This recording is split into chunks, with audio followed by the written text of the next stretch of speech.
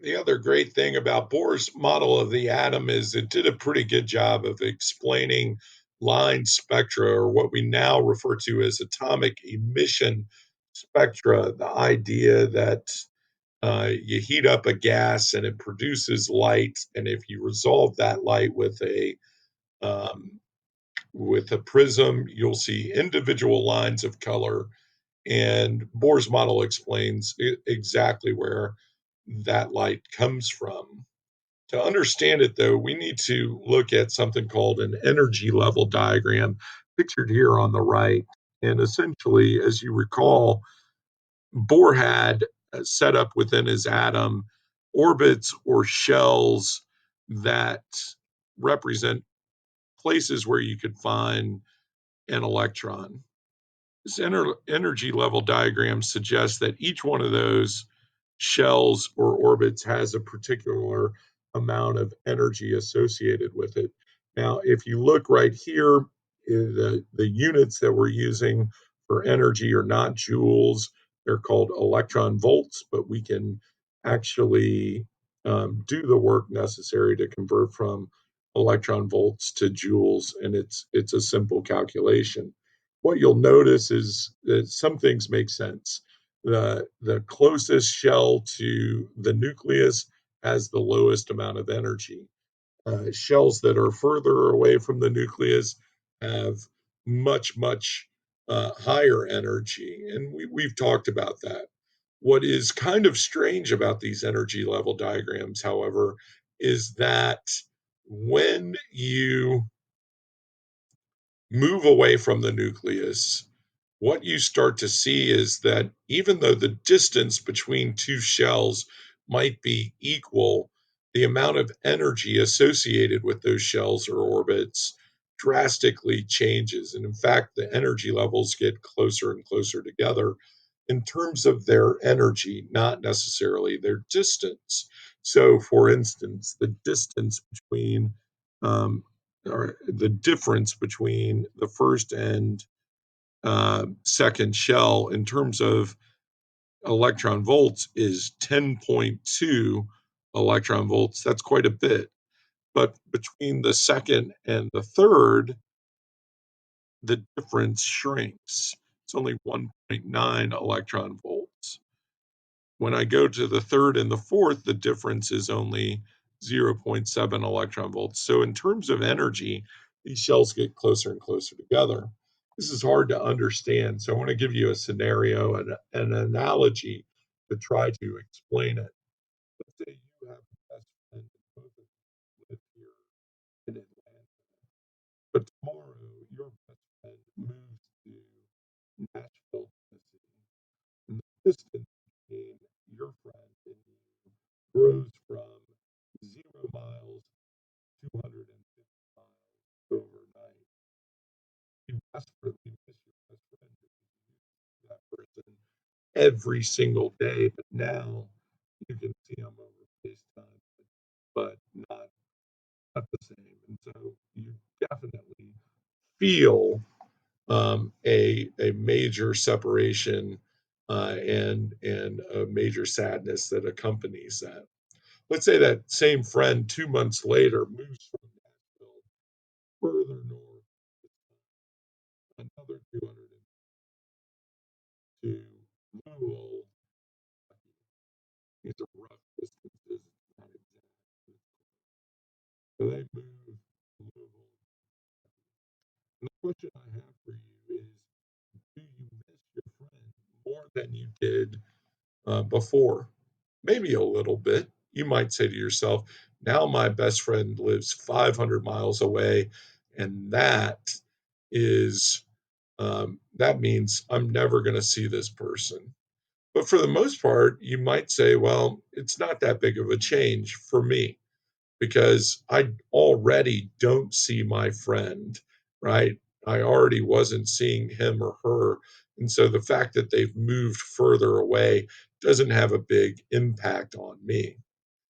On a similar analogy, imagine you have two magnets that are very close together and they have a very strong attraction for one another.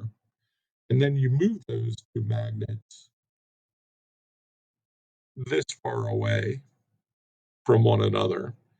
The difference between being this close and now being this far away is enormous in terms of their level of attraction for one another.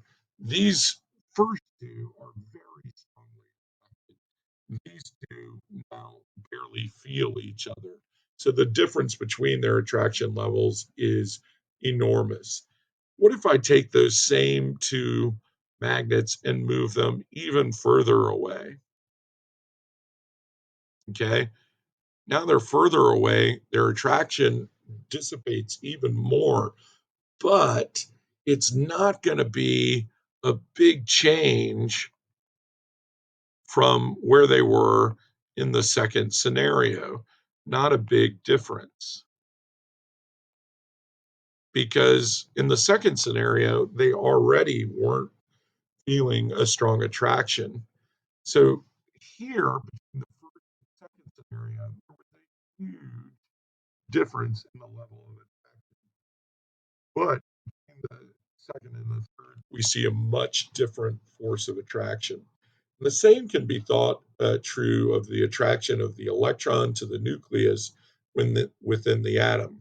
The difference between the first and second shell energetically is enormous, but the difference between the second and the third is less, third and fourth, even less, and it tends to decrease and they get closer and closer together. We're going to cover one more thing in this particular episode. We're going to talk about the difference between a ground and an excited state electron.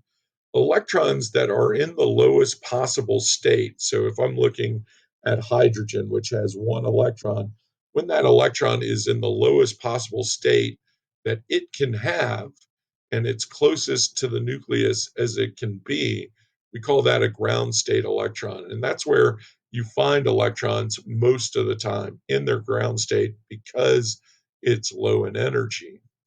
But as we saw earlier, electrons can move away from the nucleus if you give them energy.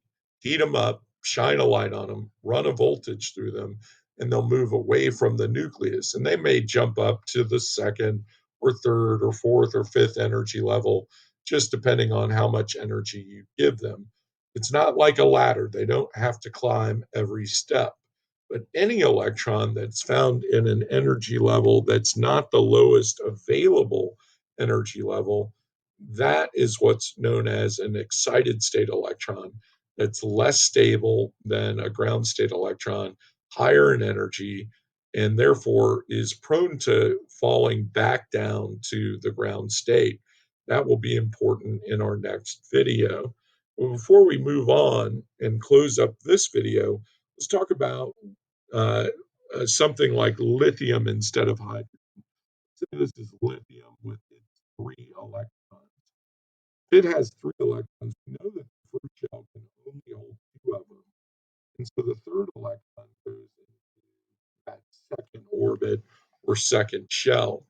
The question I like to ask is this electron here a ground state electron? And the answer to that question is absolutely. It is in the ground state. You might say, well, it's not in the first shell. That's true, but the first shell is already full. And the only requirement for a ground state electron is that that electron be in the lowest available shell. And since it can't go into the first shell, it is in its lowest available state, and we say that's a ground state electron.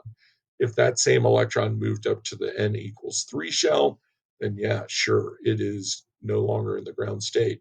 But here it is. So we're going to take these ideas of ground and excited states and use them to help us explain line spectra in our next video.